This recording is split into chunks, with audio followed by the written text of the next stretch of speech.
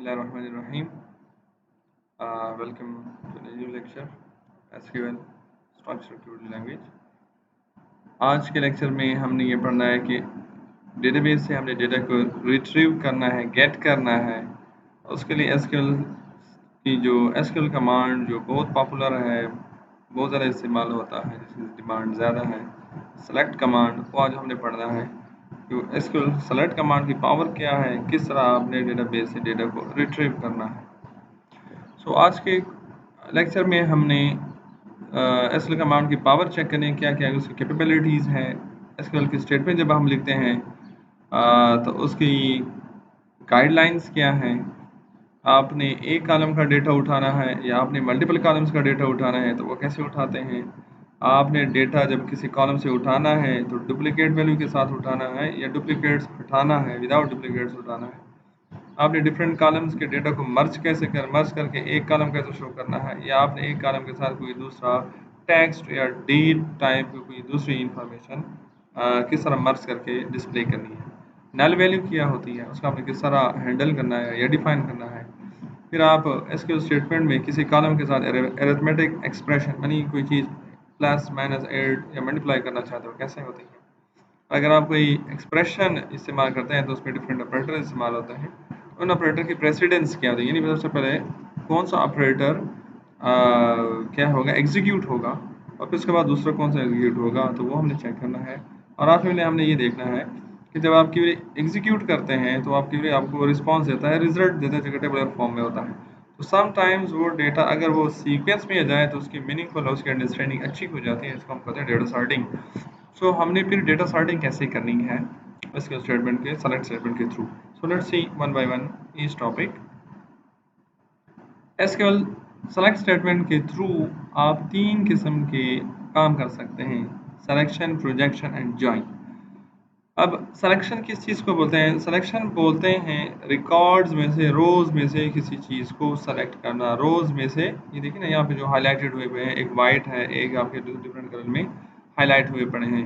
इसका मतलब है आपने अगर किसी टेबल से तमाम रिकॉर्ड्स नहीं उठाने बल्कि कोई स्पेसिफिक सेलेक्टेड रिकॉर्ड्स आपने कोई सेलेक्ट करने हैं, चुनने हैं, रिट्रीव करने हैं, तो उसको हम कहते हैं सिलेक्शन।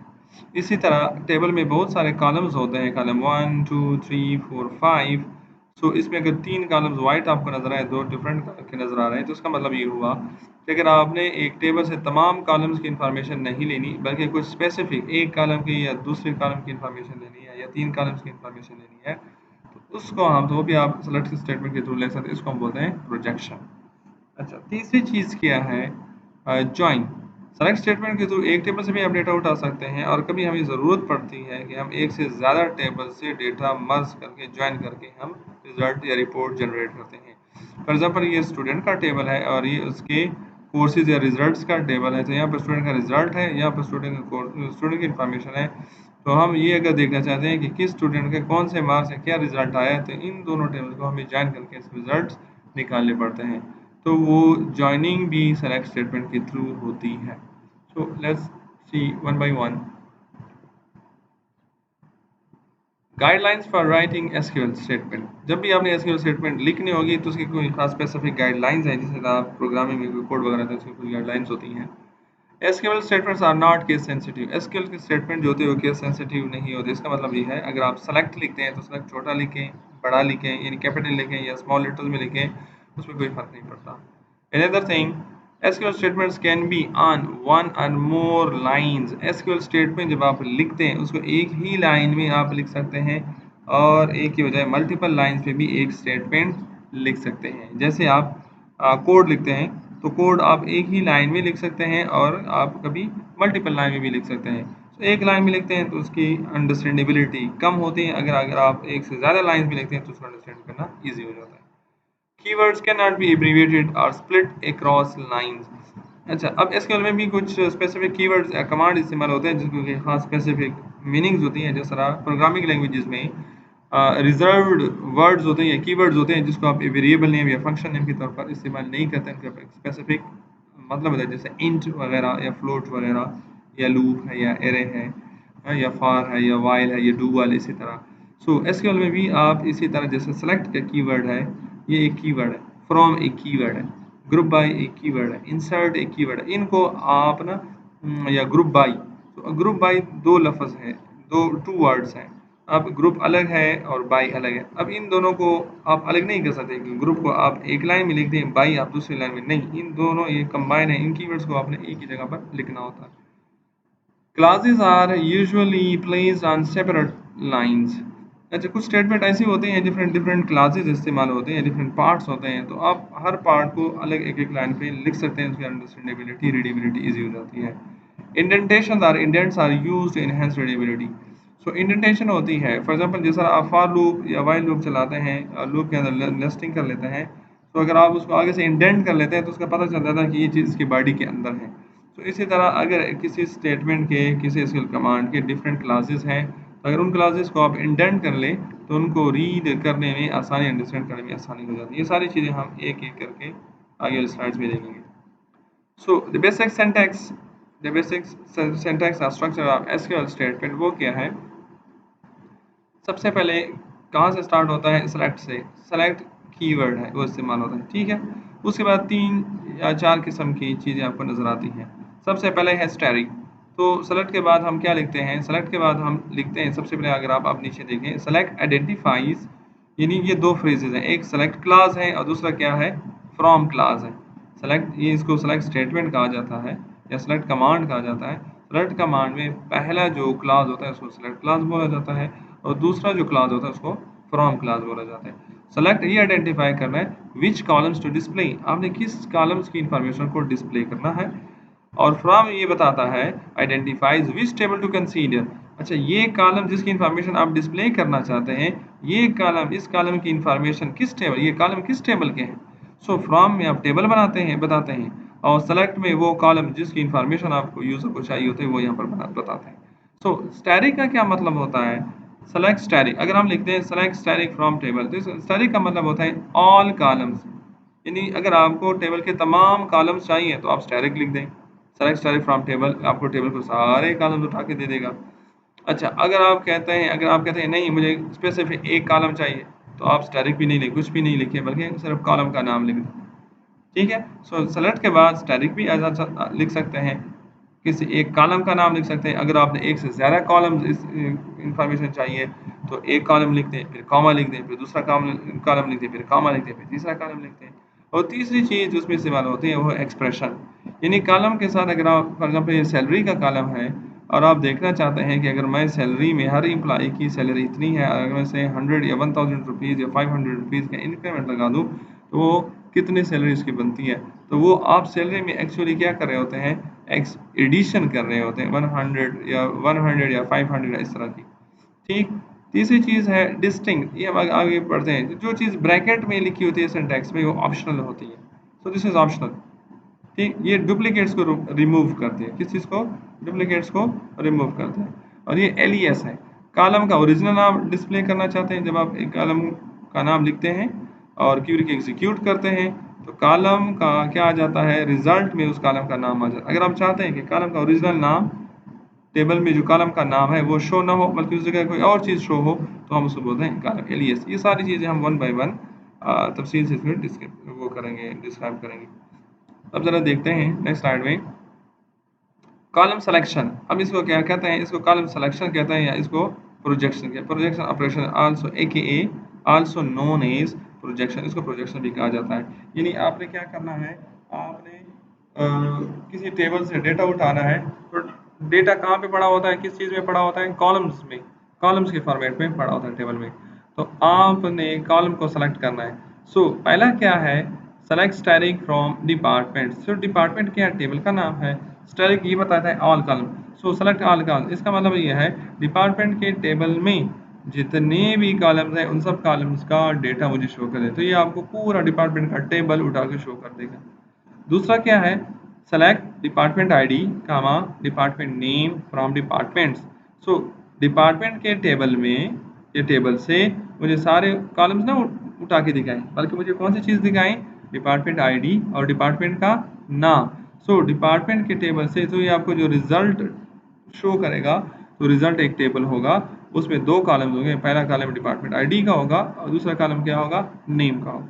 इसका मतलब है कि अगर आपने डिपार्टमेंट टेबल से स्पेसिफिक कोई कॉलम शो करवाने हैं तो इस तरह आप शो करवा सकते हैं। आपने उस कॉलम के नाम लिख दें। यहाँ पर एक बात गौर करनी है, सेलेक्ट करने के बाद हम कॉलम्स के नाम लिखते हैं और टेबल में भी आपका जो डेटा स्टोर होता है वो भी कॉलम स्टोर होता है। So the order does not matter. यहाँ पर ऑर्डर यानी अगर आप डिपार्टमेंट आईडी पहले लिखते हैं, डिपार्टमेंट नेम बाद में लिखते हैं, तो जो रिजल्ट आएगा, टेबल आएगा, वो 2 कॉलम वाला टेबल होगा। पहला कॉलम किसका हो? डिपार्टमेंट आईडी, दूसरा टेबल नेम, डिपार्टमेंट नेम होगा। और अगर आप डिपार्टमेंट नेम पहले लिखते हैं, डिपार्टमेंट आईडी बाद में लिखते हैं, तब भी इस पर कुछ असर नहीं पड़ेगा, अभी वही 2 कॉलम वाला टेबल बनेगा। लेकिन पहला कॉलम किस चीज़ की इन्फॉर्मेशन शो करे? डिपार्टमेंट के नेम की, और दूसरा क्या शो करेगा? डिपार्टमेंट। इसका मतलब यह है ऑर्डर यानी जिस तरतीब से भी आपको इन्फॉर्मेशन डिस्प्ले करनी है, रीड करवानी है, रिट्रीव करानी है, वो कोई मैटर नहीं कहते। वो ऑर्डर आपको यहाँ पर जिस ऑर्डर से आपने यहाँ पे बनाया, रिजल्ट का टेबल भी उसी कॉलम का उसी ऑर्डर में बनेगा। तीसरी चीज़ क्या है? Select employee underscore city from employees. Employees का टेबल है, उसमें एक कॉलम है एम्प्लॉय सिटी, जो एम्प्लॉय की सिटी की इन्फॉर्मेशन शो कर रहा है। अब ये कॉलम सारा उठा के दे देगा। अब ये क्या है? सेलेक्ट सिटी, ये अब ये एम्प्लॉय की सिटी शो करके देगा। अब ऐसा भी तो हो सकता है एक सिटी से मल्टीपल एम्प्लॉयज़ होंगे, इसका मतलब ये है ये आपको इसका सिटी का कॉलम, एम्प्लॉय सिटी का कॉलम पूरा उठा के देगा, और जिसमें चांसेस है कि आपके डेटा, आपकी कोई सिटी डुप्लीकेट हो सकती है। फॉर एग्जांपल रावलपिंडी से या इस्लामाबाद से या पेशावर से या कराची के मुख्तलिफ आपकी एम्प्लॉय हो सकती है। तो आपको जब सिटी की इन्फॉर्मेशन आएगी, लेट सपोज अगर उसमें 5 एम्प्लॉयज़ कराची से हैं, तो कराची का नाम 5 दफ़ा उस पर लिखा हुआ नजर आएगा। लेकिन अगर आप चाहते हैं कि नहीं, मैं ये देखना चाहता हूँ कि मेरे एम्प्लॉयज़ किस किस सिटी से हैं, किस किस सिटी से हैं, और सिटी की इंफॉर्मेशन मैं यूनिक रखना चाहता हूँ, मुझे डुप्लीकेट वैल्यू ना है। यानी अगर मेरे पास 10 एम्प्लॉयज़ हैं और वो एम्प्लॉई कुछ पेशावर के हैं, उसमें से ज़्यादातर कराची के हैं और एक आध इस्लामाबाद का, तो ये आपको अगर आप चाहते हैं कि सिर्फ मुझे 10 रिकॉर्ड नज़र ना आए, 10 दफ़ा एम्प्लॉई सिटी नज़र ना आए, बल्कि सिटी तीन किस्म की मुख्तलिफ सिटी से हैं, तो सिर्फ 3 नाम ही मुझे नज़र आए, यानी डुप्लीकेट नज़र ना आए। तो आपने कॉलम के नाम से पहले एक कीवर्ड लगाना है जिसको हम कहते हैं डिस्टिंक्ट। डिस्टिंक्ट क्या कर देता है? उस कॉलम से डुप्लीकेट वैल्यू को रिमूव कर लेता है, यानी आपको सिर्फ यूनिक वैल्यूज आपको शो करता है। यहाँ पे आपको सेलेक्ट सिटी शो करेगा और उसमें से आप डुप्लीकेट वैल्यू नहीं होगी। तीसरी चीज़ क्या है? Defining a column alias. अब कॉलम एलियस क्या चीज़ होती है? जब आप रिजल्ट पे जाते हैं, किस चीज़ पे जाते हैं? रिजल्ट पे, तो आपको कॉलम का ओरिजिनल नेम नज़र आता है, ठीक है। अगर आप चाहते हैं कि ओरिजिनल नेम नज़र ना आए, बल्कि मैं उसके कॉलम की जो हेडिंग है, नाम है, मैं उसको चेंज करना चाहता हूँ, तो आप कॉलम एलियस इस्तेमाल करते हैं। अगर आप चाहते हैं मैंने कोई कैलकुलेशन करनी है, तो आप उधर भी आपके लिए फ़ायदा देता है, ईजी हो जाता है कि आप कॉलम का नाम अगर लेंथी है, डिफरेंट, आप उसकी जगह कोई नाम रख लेते हैं। अच्छा, दूसरी बात, अब रखना किधर है? कॉलम एलियस लिखना कहाँ पर है? कॉलम एलियस सेलेक्ट क्लास में जब आप कॉलम का नाम लिखते हैं, तो कॉलम के नाम के फ़ौरन बाद आपने कॉलम एलियस लिखना है, ठीक है। अब कॉलम के नाम और एलियस के दरमियान एज का कीवर्ड भी आ सकता है या और एज नहीं भी लिख सकते, यानी एज एक कीवर्ड है जो कॉलम के नाम और एलियस के दरमियान आता है, और ये ऑप्शनल है, अगर आप लिखना चाहें तो लिख सकते हैं, नहीं लिखना चाहते तो ना लिखें। लास्ट पॉइंट क्या है कि जब आप कॉलम का एलियस देना चाहते हैं और उस एलियस में वो मल्टी वर्ड है, इन्हें आप कहते हैं, आपने लिखा हुआ है select L name, L name का मतलब है लास्ट नेम, तो लास्ट नेम 2 वर्ड्स हैं, तो जब 2 वर्ड्स आप उसको शो करना चाहते हैं, अगर उसमें कोई स्पेस है तो आपको उसको सिंगल कोट्स या डबल कोट्स में बंद करना पड़ेगा। या अगर आपके कॉलम एलियस में कोई स्पेशल कैरेक्टर आया हुआ है या वो केस सेंसिटिव है, आप कहते हैं कि एज इट इज़ उसकी फॉर्मेट एलियस नज़र आए, तो उसको आपने डबल कोट्स में बंद करना होगा। अब जरा इसमें से देखते हैं, सेलेक्ट लास्ट नेम, एक कॉलम का नाम है जिसकी इंफॉर्मेशन आप शो करना चाहते हैं, एज नेम। अब ये केस कीवर्ड है कि लास्ट नेम को, उसकी हेडिंग को यहाँ पर चेंज करें, किसके थ्रू? नेम के। अभी आप यहाँ पे देखें, हमने स्मॉल में लिखा हुआ है, लेकिन यहाँ पर क्या चीज़ नज़र आ रही है? कैपिटल में नज़र आए। वो जो सॉफ्टवेयर है ओरेकल, वो ऑटोमेटिकली DBMS आपका उसका कैपिटल में कन्वर्ट कर देता है। आपके पास कॉलम कामा, देखिए एक कामा है, last name is name, last name employee के टेबल से लास्ट नेम के कॉलम की इंफॉर्मेशन लेता है और उसकी हेडिंग क्या रख देता है? नेम। फिर दूसरा कॉलम किस चीज़ का बनाता है, कमीशन पीसीटी यानी कमीशन परसेंटेज। तो दूसरा कॉलम कमीशन परसेंटेज का है, यहाँ पर एज कीवर्ड हमने नहीं लिखा, ऑप्शनल है, लिख भी सकते हैं नहीं भी लिख सकते। और दूसरा जो हमने लिखा हुआ है कॉम, तो काम क्या चीज़ है उसका, काम काम आप क्या है, एलियस है। सो आप एलियस एज या विदाउट एज इस्तेमाल कर सकते हैं। तो ये देखें यहाँ पर आपको कॉम भी नज़र आ रहा है। तो इसका मतलब है यहाँ पे जो आपको 3 इम्प्लाई नज़र आ रहे हैं, इनमें से किसी भी इम्प्लाई की कोई कमीशन परसेंटेज कमीशन नहीं मिला। अच्छा, अब आप नीचे क्वेरी पे देखते हैं, सेलेक्ट लास्ट नेम। अब आप लास्ट नेम कह रहे हैं, वही क्वेरी है। अब यहाँ पर हमने एज का कीवर्ड नहीं लिखा। अब दूसरी चीज़ है नेम है। अब नेम को हमने क्या कर दिया है, पहले कैपिटल है, फिर ए, फिर एम स्मॉल है। अब हमने उसको डबल कोट्स में उसको बंद कर दिया।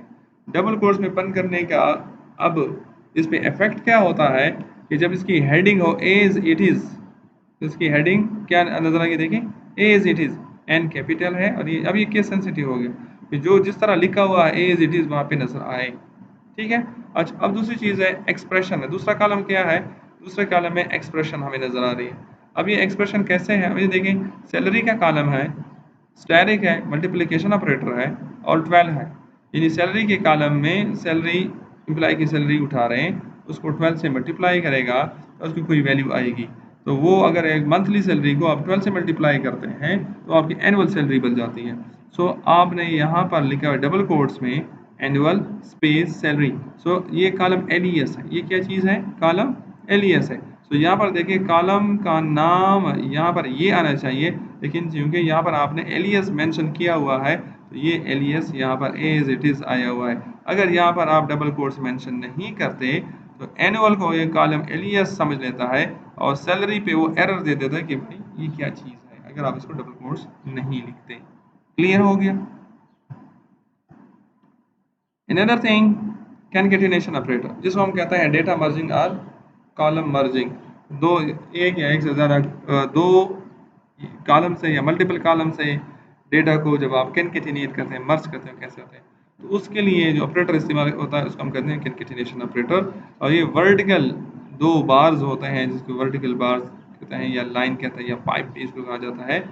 सो concatenation operator concatenates columns, columns के डेटा को कंबाइन करता है, और character strings to other column, या करेक्टर्स होते हैं या स्ट्रिंग्स होता है या टेक्स्ट डेटा होता है उसको दूसरे कॉलम के साथ क्या करता है, मर्ज कर देता है। It is represented by two vertical bars, जिसको पाइप कह जाते हैं। It creates a resultant column that is a character expression. अच्छा, इनका जो रिजल्टेंट कॉलम बनता है फिर वो क्या होता है, एक्चुअली एक कैरेक्टर का एक्सप्रेशन बन जाता है, ये टेक्स्ट बन जाता है, एक्सप्रेशन बन जाता है।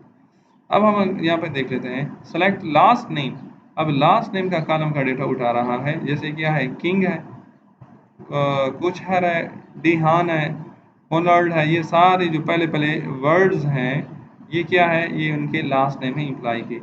अच्छा, यहाँ पर अगर आप देखें टू वर्टिकल बार्स नजर आ रहे हैं, ये क्या कह रहा है कि लास्ट इम्प्लाई का लास्ट नेम लें, उसके बाद इम्प्लाई की जॉब आईडी उनके साथ क्या कर लें, उनकी जो डिजिग्नेशन है जॉब की, जैसे पहले इम्प्लाई की लास्ट नेम क्या है, किंग, और उनके साथ जॉब आईडी क्या है, एड AD अंडरस्कोर प्रेस। इसका मतलब होता है ये क्या होता है, एडवर्टाइजमेंट प्रेसिडेंट है या कोई और चीज़ है। ठीक है, कि एडवर्टाइजमेंट डिपार्टमेंट के इसकी डिजिग्नेशन है वो प्रेसिडेंट है क्या चीज़। तो अगर ये देखें इसके बाद फौरन उसको कंकेटिनेट किया गया है, मर्ज किया गया है। और अगर उसके बाद आप देखें एज, जब एज आ गया, अब ये दोनों जो है, दोनों जब आप कंकेटिनेशन, अब ये कॉलम है ये दूसरा कॉलम है, जब इनके दरमियान कंकेटिनेशन लगा लेते हैं तो ये एक कॉलम बन जाता है। क्या बन जाता है, एक कॉलम। अब यहाँ पे देख सकते हैं यहाँ पर एक ही कॉलम आपको नजर आ रहा है। एज कीवर्ड इस्तेमाल हो, जहाँ पर एज कीवर्ड आ जाता है उसके बाद हमेशा कॉलम एलियस आता है।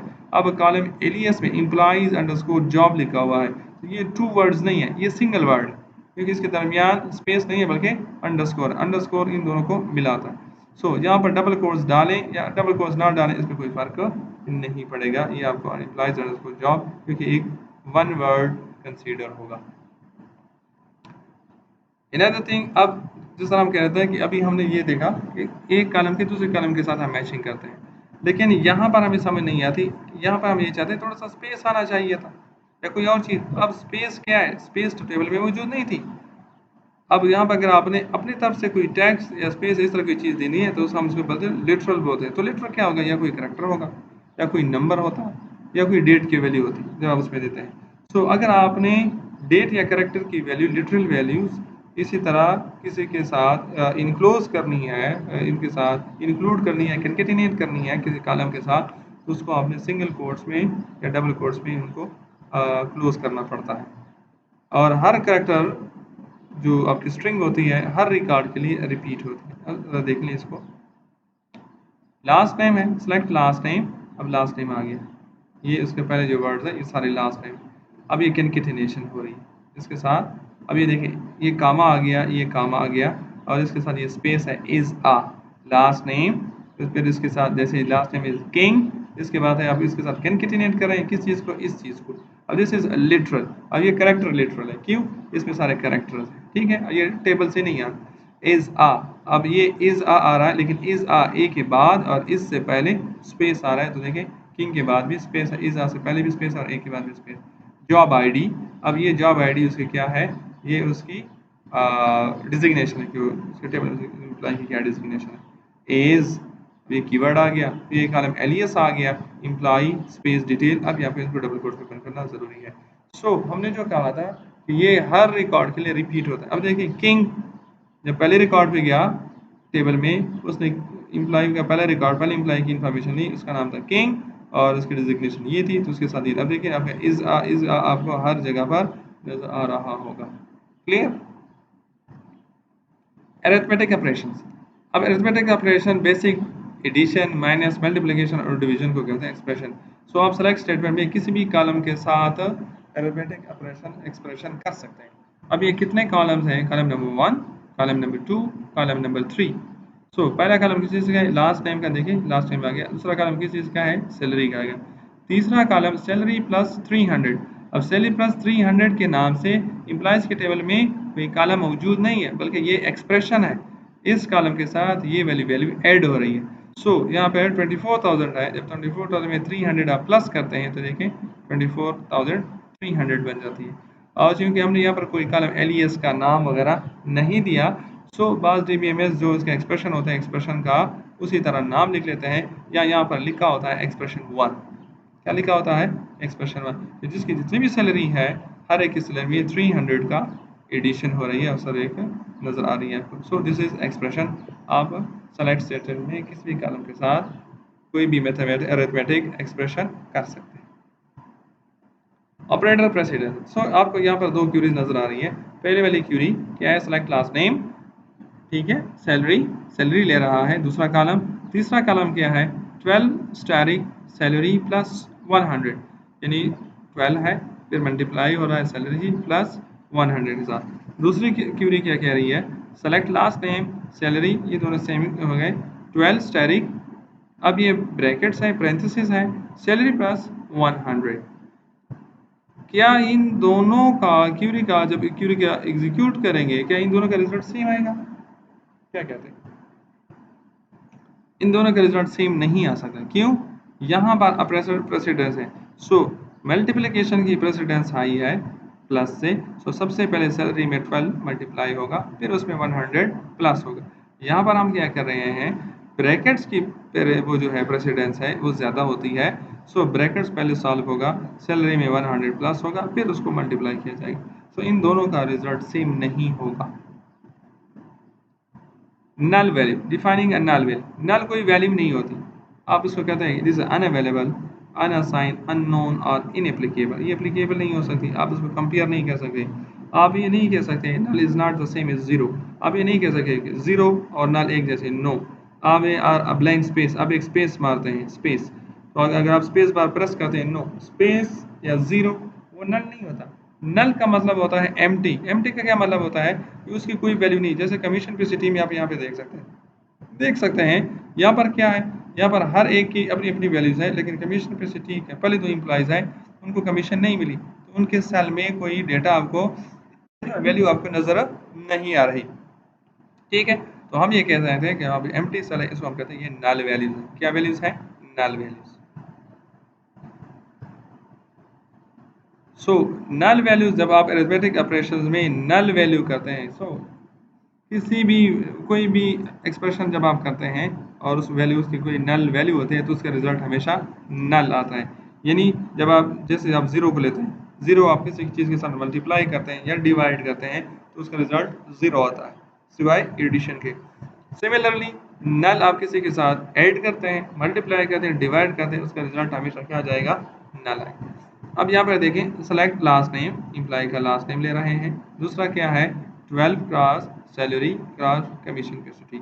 अब 12 ले रहा है, 12 मल्टीप्लाई कर रहा है किसके साथ, सैलरी के साथ। हर इम्प्लाई की सैलरी मौजूद है तो उसकी कोई वैल्यू आएगी इन दोनों की, स्टारिंग कमीशन कैपेसिटी। लेकिन हर बंदे की कमीशन नहीं होती। जब हर बंदे की कमीशन नहीं होती तो हर बंदे तो उस बंदे की कमीशन की वैल्यू क्या होगी, नल। तो जिस बंदे की कमीशन की वैल्यू नल होगी उसका इस कॉलम का रिजल्ट क्या आ जाएगा, नल। जैसे आप यहाँ पे देख सकते हैं इस एम्प्लॉय की सैलरी थी और कमीशन भी था तो वो आपको वैल्यू नज़र आ रही है, इसका भी था और इसका भी था। लेकिन इस बंदे की आपको ये वैल्यू नज़र नहीं आ रही। इसकी वजह क्या है, इस बंदे की सैलरी तो है पर इसको कमीशन नहीं मिला है, तो कमीशन की वैल्यू क्या है, नल। जब वैल्यू नल हो गई नल, और नल किसी के साथ मल्टीप्लाई करते हैं तो उसका रिजल्ट क्या आ जाता है, नल। इस वजह से आपको ये नल इज़ प्रॉब्लमेटिक। नल क्या है, प्रॉब्लमेटिक है। आप उसको कमीशन अगर नहीं देते तो उसकी सैलरी तो कम से कम एनुअल निकाल लेनी चाहिए। तो ये आपको कहते हैं एम्प्टी, जैसे इस बंदे को कोई सैलरी नहीं मिल रही, so there is a mistake. So आपने नल को अच्छी तरह हैंडल करना होता है। अनदर थिंग, ये कोर्स एलोकेशन का डेटा है कि कोर्स का कौन सी क्लास है, कौन सा कोर्स है, कोर्स का कोड क्या है, उसका टाइटल क्या है और कौन सा टीचर, यानी कौन सा टीचर, कौन सा कोर्स, उसका कोड क्या है, किस क्लास को पढ़ा रहा है। तो अगर आप इस रिपोर्ट को आप देखें या डेटा को आप देख लें, इस यहाँ पर डेटा तरतीब में नहीं पढ़ा, न क्लास की इंफॉर्मेशन तरतीब में पढ़ी जैसे 1 2 3 4 5, न कोड की इंफॉर्मेशन तरतीब में पढ़ी है न टाइटल की इंफॉर्मेशन तरतीब में पढ़ी है और न टीचर के नेम तरतीब से लिखे हुए हैं। सो यहाँ पर अगर मैं आपसे कहूँ कि बताइए कि आपका जो BCS 5A की जो क्लास है उनके कोर्सेज कौन कौन से हैं, तो आपको डिफरेंट जगह से उसको ढूंढना पड़ेगा। लेकिन अगर आप इसको तरतीब में रखें क्लास वाइज, अगर इसको हम इसी डेटा को हम ऑर्डर कर दें class wise, order class wise उसको तरतीब से रख दें, तो आप देखेंगे BCS 1A की BCS 1A की एक कोर्स मेंशन है, BCS 2 के 4 कोर्सेज मेंशन है, BCS 3 के 3 कोर्सेज हैं, BCS 4 के 2 हैं, 5 के 5 कोर्सेज हैं, 1 2 3 4 5 और 6 के 3 कोर्सेज नजर आए। सो समटाइम्स डेटा की ऑर्डर करने से, सीक्वेंस करने से उनकी अंडरस्टैंडिंग और रीडेबिलिटी इजी हो जाती है, यानी उसमें से इंफॉर्मेशन फाइंड करना इजी हो जाता है। सो डेटाबेस की एप्लीकेशंस में, डेटाबेस के प्रोजेक्ट्स में दूसरा बड़ा टास्क या दूसरा बड़ा डिमांडिंग ऑपरेशन जो होता है डेटा रिट्रीवल के बाद, उसको हम कहते हैं डेटा सॉर्टिंग। डेटा सॉर्टिंग या रिजल्ट सॉर्टिंग। उसके लिए SQL सेलेक्ट कमांड की जो क्लॉज होती है ऑर्डर बाई, वो उसके लिए हम इस्तेमाल करते हैं। अब ऑर्डर बाई क्लास में 2 पैरामीटर्स होते हैं। एक को हम कहते हैं सॉर्टिंग कॉलम, किस कॉलम के बेस पे आपने उसको सॉर्ट करना है, और दूसरी चीज़ होती है सॉर्टिंग ऑर्डर। सॉर्टिंग ऑर्डर ये होता है कि आपने उसको असेंडिंग में करना है या डिसेंडिंग में करना है। सो असेंडिंग के लिए ASC या पूरा असेंडिंग लिखना होता है, या DESC या पूरा डिसेंडिंग कीवर्ड लिखना होता है। और अगर आपने कॉलम सॉर्टिंग कॉलम तो मेंशन कर लिया लेकिन सॉर्टिंग ऑर्डर मेंशन नहीं किया, ना आपने ASC मेंशन किया ना DESC मेंशन किया, तो by default ascending order he consider होता है। अब जरा देखें एग्जांपल्स को। सो सेलेक्ट, वही कॉलम एक्सप्रेशन, ऑर्डर बाई ये आपका है सेलेक्ट है कि सेलेक्ट होता है, फिर फ्रॉम आता है, फिर वेयर आता है, फिर ग्रुप बाई, ऑर्डर बाई और लिमिट आता है। ये पूरे सेलेक्ट कमांड की क्या है, स्ट्रक्चर है, इसका पूरा कंप्लीट है इसका सामान। इसमें सेलेक्ट और फ्रॉम ये है मैंडेटरी, बाकी सारे क्या है ऑप्शनल है। जिस क्लास की भी ज़रूरत पड़ती है उसी क्लास को वहाँ पे लिखते हैं। सो ऑर्डर बाई क्लास यानी सेलेक्ट फ्रॉम और टेबल, फिर हम कहते हैं ऑर्डर बाई। ऑर्डर बाई में सॉर्टिंग कॉलम और सॉर्टिंग कॉलम के बाद उसका सॉर्टिंग ऑर्डर। अब हम रिकॉर्ड को सॉर्ट करते हैं। अब यहाँ पे क्या हो रहा है, select staring from employees order by hire date ASC, right. ये क्या कहते हैं, सेलेक्ट स्टैरिंग, इसका मतलब हुआ select all columns from employee table. अब select all column from employee table, इसका क्या मतलब हुआ, एम्प्लॉय के टेबल से तमाम कॉलम की इंफॉर्मेशन डेटा उठा के लेके आओ। अब जब वो डेटा रिजल्ट आपको शो करेगा ऑर्डर बाई हायर डेट। अब वो एम्प्लॉय के डेटा को तरतीब दो, सॉर्ट कर दो, किस चीज़ के ऊपर? हायर डेट के ऊपर, कौन सा एम्प्लॉय कब हायर हुआ है। तो सबसे अब और वो जो सॉर्टिंग है, ऑर्डरिंग है, वो आपने किस तरतीब में करनी है? ASC यानी असेंडिंग ऑर्डर में। तो इसका मतलब ये हुआ कि जो बंदा सबसे पहले यानी जो बंदा सबसे पुराना है, सबसे पहले हायर हुआ है, उसका रिकॉर्ड सबसे पहले आएगा, और जो बंदा फ्रेशली अभी ये सबसे आखिर में हायर हुआ है, उसकी इंफॉर्मेशन का रिकॉर्ड सबसे आखिर में आएगा। सो राइट साइड पे अगर आप देख सकते हैं सेम वही क्वेरी है, लेकिन यहाँ पर ASC का वो कीवर्ड आपको नज़र नहीं आ रहा। सो यहाँ पर अगर आपने order by class, order by, so यहाँ पर स्पेस देना है, ये ऑर्डर और बाई दोनों कीवर्ड है और उसमें स्पेस भी है। अच्छा, अब आपने क्या करना है, कॉलम का नाम मेंशन कर दिया, लेकिन आपने ASC उसका जो सॉर्ट टाइप है, ऑर्डर है, वो आपने मेंशन नहीं करना है। सो बाय डिफॉल्ट ये उसको असेंडिंग ऑर्डर कंसीडर कर लिया। सो ये दोनों क्वेरीज आपका एक ही तरह का रिजल्ट जनरेट करते हैं। दूसरी चीज़ क्या है? Select last name, job ID, department ID, hire date from employees, from employees. अच्छा, order by hire date, order by hire date, और यहाँ पर हमने क्या लिख लिया है? डिस्क। इसका मतलब है ये चार कॉलम्स की information, last name, job ID, department ID, hire date, employees की, ये चार कॉलम की इंफॉर्मेशन हमें चाहिए, और इन हायर डेट के ऊपर इनको सॉर्ट करें, लेकिन डिसेंडिंग ऑर्डर में। सो जो बंदा फ्रेशली रिसेंटली हायर हुआ है, उसका रिकॉर्ड सबसे टॉप पे आएगा, और जो पुराना है, सबसे पहले हायर हुआ है, हाँ, उसका रिकॉर्ड सबसे आखिर में आएगा। तो DESC भी लिख सकते हैं, और डिसेंडिंग, डिस्क या डिसेंडिंग दोनों आप लिख सकते हैं। जिस कॉलम के ऊपर आप सॉर्टिंग कर दें, जिसको हम सॉर्टिंग कॉलम कहते हैं, सॉर्टिंग कॉलम का टेबल में मौजूद होना ज़रूरी है, या सेलेक्ट, अगर वो टेबल में नहीं है तो सेलेक्ट क्लास में उसका मौजूद होना ज़रूरी है। सो हायर डेट क्या है? एम्प्लॉय के टेबल में मौजूद है। सॉर्टिंग यूजिंग कॉलम एलियस, अगर आपने कहीं पे कॉलम एलियस इस्तेमाल किया हुआ है, तो आप कॉलम एलियस के ऊपर को भी सॉर्टिंग के लिए इस्तेमाल कर सकते हैं। अब देखें, सेलेक्ट एम्प्लॉय आईडी, आपके पहला कॉलम जिसकी इंफॉर्मेशन आपको चाहिए एम्प्लॉय आईडी है, दूसरा मुझे चाहिए लास्ट नेम, तीसरा एक्सप्रेशन मैं इस्तेमाल कर रहा हूँ, सैलरी कॉलम उठा के उसको 12 से मल्टीप्लाई कर रहा हूँ, और आगे मैंने उसका एलियस लिखा हुआ है एनुअल सैलरी, ये उसका एलियस। अब देखें, एनुअल सैलरी 2 वर्ड है, लेकिन इसके दरमियान स्पेस नहीं है, तो ये 1 वर्ड कंसीडर होता है। तो उसके को सिंगल कोट्स या डबल कोट्स में इंक्लूड करें या ना करें, क्योंकि सिंगल वर्ड कंसीडर होता है, तो उसको एरर जनरेट नहीं करेगा। सो फ्रॉम एम्प्लॉइज, एम्प्लॉय के टेबल से आ रहा है, ऑर्डर बाई। अब आप उसको, उनके रिजल्ट्स को क्या कर रहे हैं? सॉर्ट कर रहे हैं, किस बेस के ऊपर? Annual salary. सो एनुअल सैलरी टेबल में वो टेबल में कोई कॉलम तो नहीं है, बल्कि ये इस एक्सप्रेशन का क्या है? एलियस है। तो आप कॉलम एलियस के ऊपर भी सॉर्टिंग कर सकते हैं। Another sorting column, sorting using column not present in the select class। अब आपने select class में क्या करें? select first name, last name, job ID and hire date। अब आपको इन चार कॉलम्स की इंफॉर्मेशन चाहिए, और ये इनकी इंफॉर्मेशन कहाँ पे पड़ी है? फ्रॉम एम्प्लॉइज, एम्प्लॉइज के टेबल में, ऑर्डर बाई सैलरी। अब मैं क्या कर रहा हूँ? उसको सैलरी के बेसिस पर क्या कर रहा हूँ? उसको सॉर्ट दे रहा हूँ। अगर आप इसको देख लें, सेलेक्ट के कॉलम में सैलरी का कोई कॉलम मैंने मेंशन नहीं किया है, लेकिन सैलरी का कॉलम टेबल में मौजूद है। सो जब डेटा एम्प्लॉय के टेबल से आएगा, तो उसको सैलरी के बेस पे, सैलरी कॉलम के बेस पे सॉर्ट किया जाएगा। आगे ASC मैंने नहीं लिखा, ना DSC लिखा हुआ है, सो बाय डिफॉल्ट ये असेंडिंग ऑर्डर में होगा। इसका क्या मतलब हुआ? सो अगर आपको कोई इंफॉर्मेशन डिस्प्ले करनी है, और आपने कोई ऐसी कॉलम के थ्रू सॉर्टिंग करनी है जिसका उसमें मौजूद नहीं है, तो वो फिर क्या होता है? उसको आप इस्तेमाल कर सकते हैं।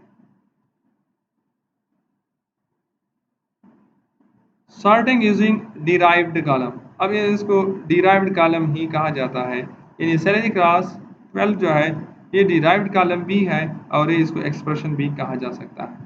ठीक है, क्योंकि ये कॉलम उसमें मौजूद नहीं है, बल्कि सैलरी के साथ मल्टीप्लाई करने से ये आपके रिजल्ट, क्वेरी के रिजल्ट में ये नज़र आ जाएगा। ठीक है। सो ऑर्डर बाय में आप सेलेक्ट स्टाइल पे, यानी आप कॉलम एलियस के थ्रू भी कर सकते हैं, आप उस एक्सप्रेशन के थ्रू भी कर सकते हैं, आप कॉलम का भी इस्तेमाल कर सकते हैं, और आप ऐसा कॉलम भी इस्तेमाल कर सकते हैं जो कि सेलेक्ट स्टेटमेंट में मौजूद ना हो। Sorting using column order. अब कॉलम का जो ऑर्डर है वो मैटर करता है सॉर्टिंग में।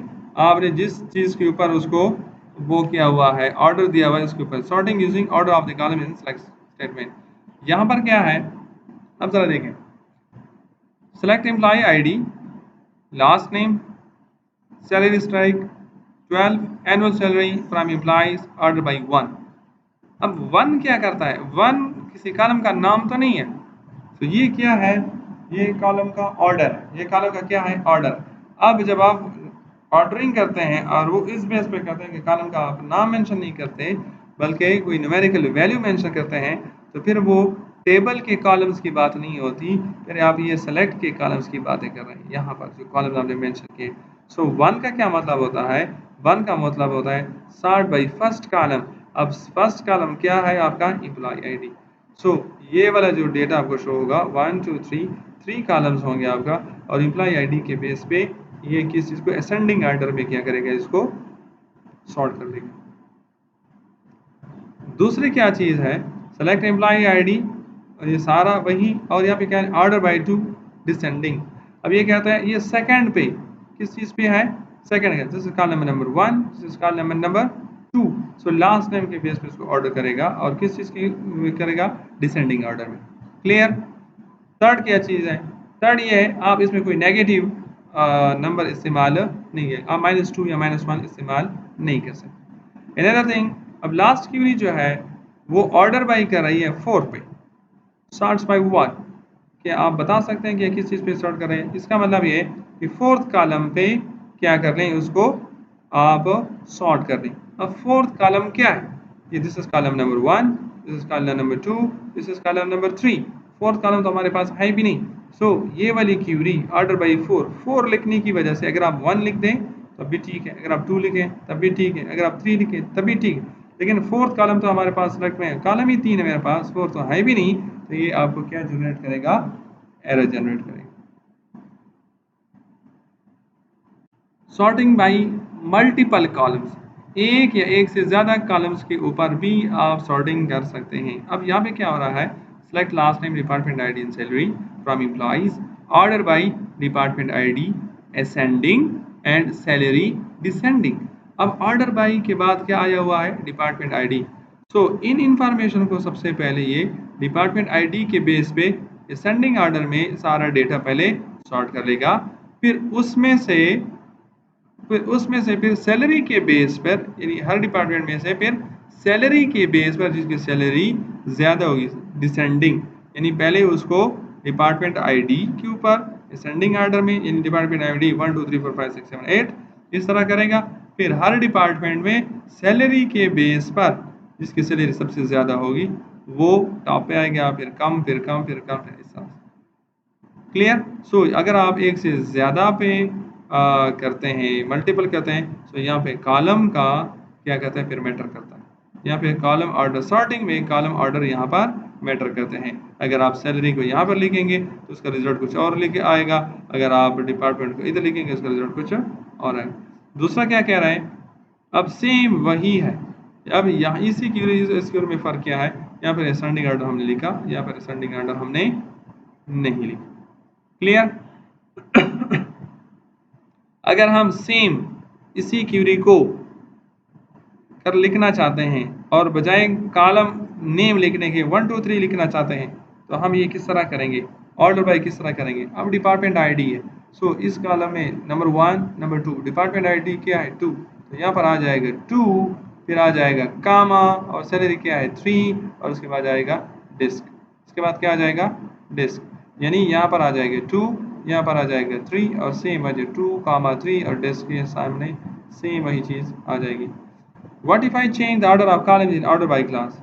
अगर आप ऑर्डर बाई क्लास में ऑर्डर को चेंज कर देते हैं, जैसे आपने क्या कर लिया, सैलरी, अब आपने ऑर्डर कर लिया, अब आप इम्प्लाई को, तमाम इम्प्लाइज को सैलरी के बेस पे क्या कर रहे हैं, सॉर्ट कर रहे हैं और डिसेंडिंग ऑर्डर में। सो इस इम्प्लाई, कोई भी इम्प्लाई जिसकी सैलरी सबसे ज़्यादा होगी, चाहे वो किसी भी डिपार्टमेंट का हो, तो वो टॉप पे आएगा। फिर सैलरी, हाईएस्ट सैलरी वाले अगर एक जैसे हुए तो उनके डिपार्टमेंट वाइज उसको असेंडिंग ऑर्डर में रखा जाएगा, यानी पहले उसके सैलरी के बेस पे उनको सॉर्ट किया जाएगा, फिर उनको डिपार्टमेंट के बेस पे उनको असेंडिंग ऑर्डर में सॉर्ट किया जाएगा। ये सारी चीज़ें जब हम प्रैक्टिकल करेंगे तो आपको चैप्टर में भी इसके एग्जांपल्स वगैरह मिलेंगी और आपको लेबर प्रैक्टिकल इसकी प्रैक्टिस की जो क्या कहते हैं उसको लैब मैनुअल या डॉक्यूमेंट अपलोड हुआ इसमें सारी क्यूरीज विद रिजल्ट्स और सारी चीज़ें आपको क्या कहते हैं मिल जाएंगी। नेक्स्ट लेक्चर में हमने ये देखना है कि आपने टेबल से सिलेक्शन कैसे करनी है। इन मुझे टेबल से सारे रिकॉर्ड्स डेटा नहीं चाहिए, सारा रोज़ नहीं चाहिए, बल्कि उसमें से स्पेसिफिक रोज चाहिए। तो उनको करने के लिए हमें क्या चीज़ चाहिए होता है, कैसे फिल्टर करना है, इसके लिए भी हम सेलेक्ट कमांड इस्तेमाल करते हैं। ठीक है, thank you so much, thanks for watching.